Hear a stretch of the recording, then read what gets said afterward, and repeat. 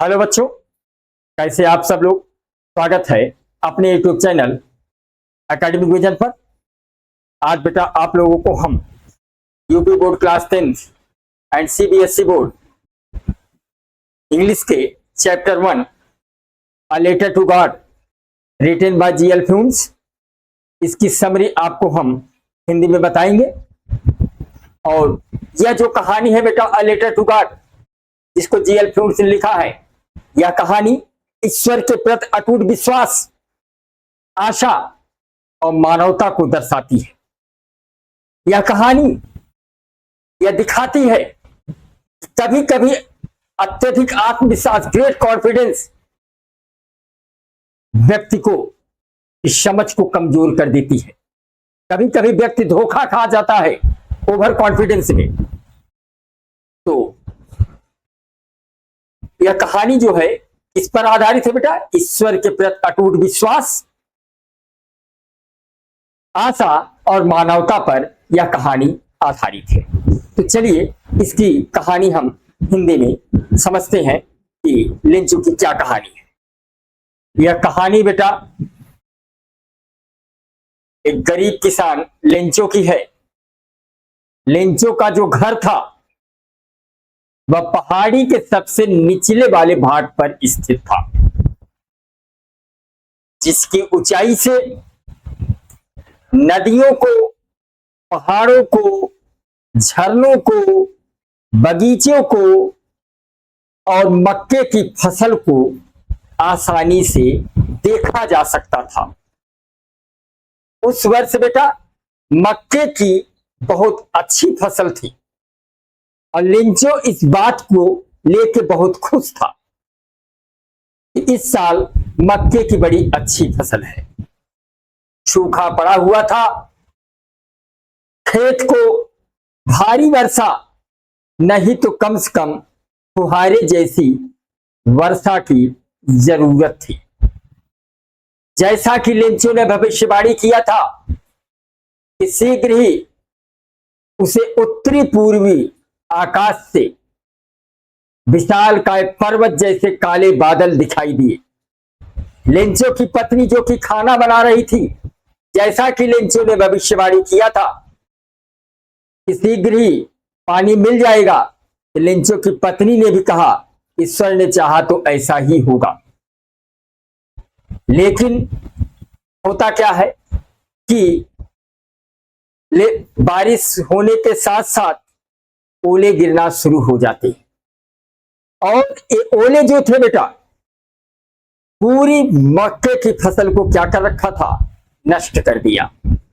Lencho यह देखकर बहुत हैरान होता है और वह सोचता है, खेत के बीचों बीच खड़ा होता है और इस जो पत्थर पड़ रहे थे, जो कि बड़े पत्थर 10 के सिक्के के आकार के थे, छोटे 5 के सिक्के के आकार के थे, एक नए प्रकार के चांदी के सिक्का जैसा था।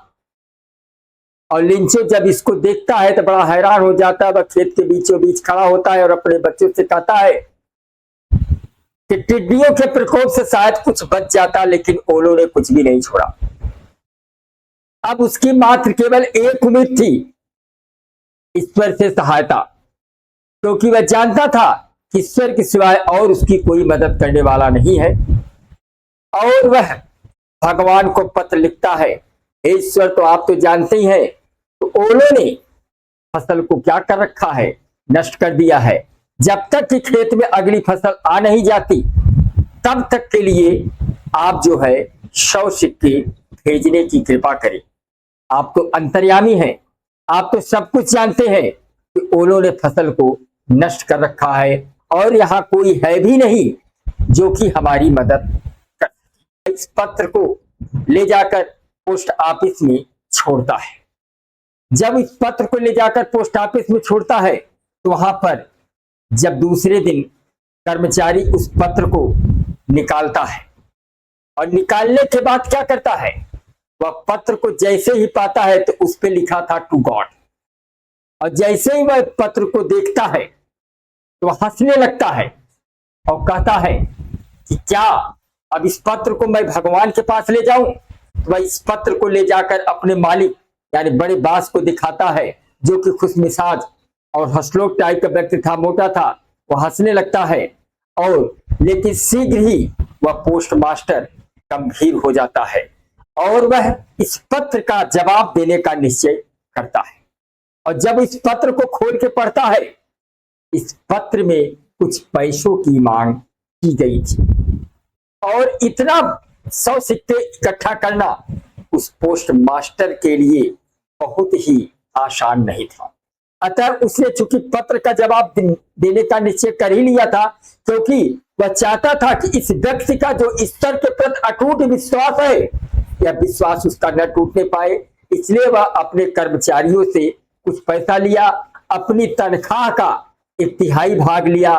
तो लगभग बेटा उसने अपने कर्मचारियों से जो कुछ पैसा लिया था और अपने तनख्वाह का जो एक हिस्सा लिया था, लगभग उसने 70 सिक्के इकट्ठा किए और इस पैसे को उसने क्या किया, इस पैसे को उसने लिफाफे के अंदर रखा और रखने के बाद लिफाफे पर लेंचो का पता लिखा और भेजने वाले का नाम क्या लिखा, टू लेंचो। भेजने वाले का नाम लिखा अपना, भेजने वाले का नाम अपना लिखा और पता किसका लिखा था, लेंचो का लिखा था। इस पत्र को क्या किया, उसने जो है थूक से चिपकाया और इसे पोस्ट बॉक्स में छोड़ दिया। जैसे ही अगले दिन पोस्ट मास्टर के पास यह लेंचो आता है, लेंचो पत्र को देखता है। जैसे ही लेंचो इस पत्र को पढ़ता है, वह क्रोधित हो जाता है और कहता है कि ईश्वर गलती कर ही नहीं सकता, ईश्वर ने 100 सिक्के जरूर भेजा होगा। अतः इस कर्मचारियों ने पैसे को चुरा लिया है। अतः उसने दोबारा स्याही कागज लिया और अपने विचारों को दोबारा उस पत्र में लिखा कि हे ईश्वर, मैं जानता हूं कि आप गलती नहीं कर सकते, आपने 100 सिक्के जरूर भेजा होगा, लेकिन इन कर्मचारियों ने उस पैसे को चुरा लिया है। अतः आप शेष पैसे भेजने की कृपा करें, लेकिन पोस्ट ऑफिस के माध्यम से मत भेजिएगा, क्योंकि पोस्ट ऑफिस के कर्मचारी दुष्ट और बेईमान होते हैं। जब इस पत्र को दोबारा पोस्ट मास्टर पाता है और इसको पढ़ता है, इस पत्र में यही लिखा था, हे ईश्वर, आपने 100 सिक्के जरूर भेजा होगा, लेकिन इस पोस्ट ऑफिस के कर्मचारियों ने चुरा लिया है। अतः आप इस पैसे को भेजने की कृपा करें, लेकिन पोस्ट ऑफिस के माध्यम से मत भेजिएगा, क्योंकि पोस्ट ऑफिस के कर्मचारी दुष्ट और बेईमान होते हैं। इस पाठ का सारांश यही खत्म होता है बेटा। इस तरह का वीडियो देखने के लिए हमारे चैनल को लाइक करें, सब्सक्राइब करें। जय हिंद, जय भारत।